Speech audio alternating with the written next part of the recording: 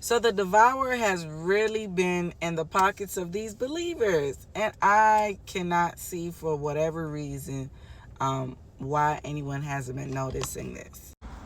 Now, it truly grieves me, the fact that people have been so oppressed for so long with pay your tithes, pay your offering, X, Y, and Z, and these people are sitting dump pile in debt. Which brings me two things. A, you haven't been reading the Bible, or B, you haven't been taught the true financial principles of the Bible. Like, pay what you owe. If you owe something, pay what you owe. And there are many Christians, because, they have just been warped down, pay your tithes and offering, warped down, pay your tithes and offering. But then they forget to, like, go back to even what Jesus said. Remember the story when the Pharisees and the people, they were like, oh, they were basically trying to trick him, right? And Jesus basically said, hey, give to Caesar what is due to Caesar, and give to God what is due to God. Now, many pastors many just leaders in general have weaponized that particular scripture, because it was completely took out of context. But it was very plain. Give to Caesar what is due to Caesar. Meaning, if you owe something on this earth, you need to pay that. But here's the principle. The principle was like that in the Old Testament, and then they brought it back in the New Testament, like, hey, the principle didn't change. Pay what you owe. It's even sad that we have to have these conversations, guys. So these are one of the things that you take before God, right? And so, for instance, let's say you were paying $500 in tithes and offering, but you're mounting in debt. Pay your debt.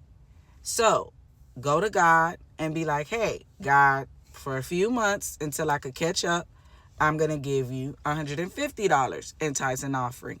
The rest, I'm going to pay down those debts. It's really that simple, guys. And this is a conversation that you should be having with God. Not convicted by your leaders, not convicted by social media, not convicted by what other people. You, first of all, you got too much people in your business in the first place. Because why they know how much you pay in tithes and offering? And if you're at a place and they weaponize tithes and offerings, so for instance, if you're at a place and you're serving, and if you don't pay, they notice that you decrease your tithes and offering, and they're like coming out of the woodwork saying that, hey, you can't serve anymore, or they're putting your business out there in front of leaders or in front of members, leave. Let that be the sign for you to leave and find a healthy church. Just leave. If they're forcing you, let that be a sign. Bounce. It's not that hard.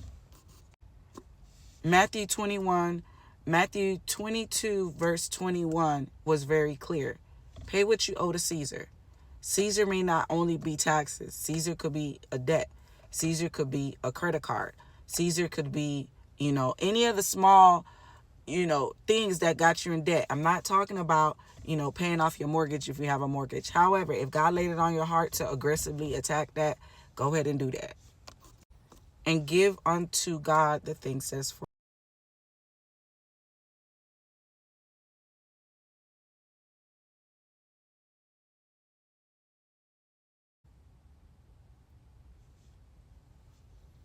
You can give to God in other means. Like, you could decrease the amount that you're giving for a few months between you and God. And you can serve, you can volunteer, you can give to the poor. Hello, somebody. The economy is changing.